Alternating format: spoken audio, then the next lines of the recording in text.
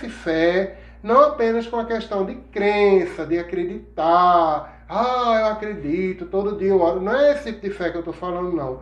É a fé, a sua fidelidade aos seus princípios. É diante do caos, diante do transtorno, diante da tempestade, você manter firme e forte o seu caráter, os seus princípios, a sua honestidade, a sua honra. Não abrir mão disso de jeito nenhum. Isso é fé. Fé, para quem não sabe, vem do latim fides e do grego pistes e significa semelhança. Ou seja, o que é fé? Você se parecer com Deus.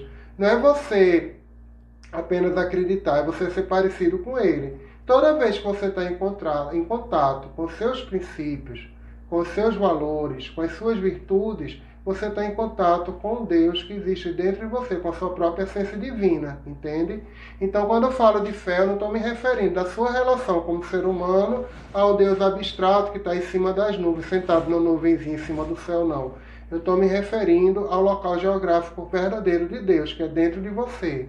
Toda vez que você faz uma prece, a prece ela não vai para cima, ela vai para dentro. Ela vai para a essência, a sua essência. Porque, como diz Roberto Roden, né? Deus, ele não a existência de Deus. Roberto Roden ele usa essa frase que eu acho bem interessante, né?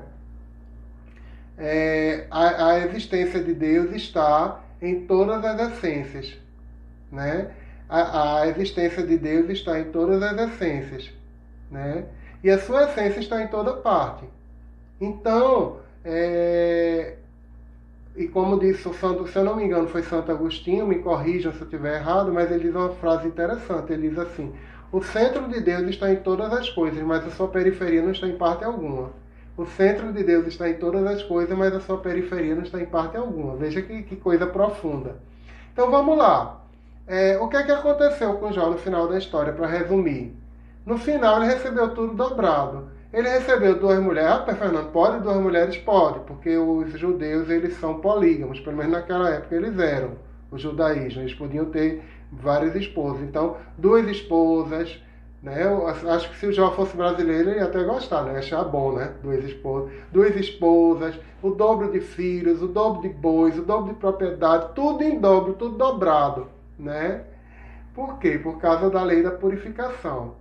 Então, são duas coisas importantes da lei da purificação. Primeiro, a lei da purificação, ela significa que as coisas, aparentemente, elas podem piorar antes de melhorarem.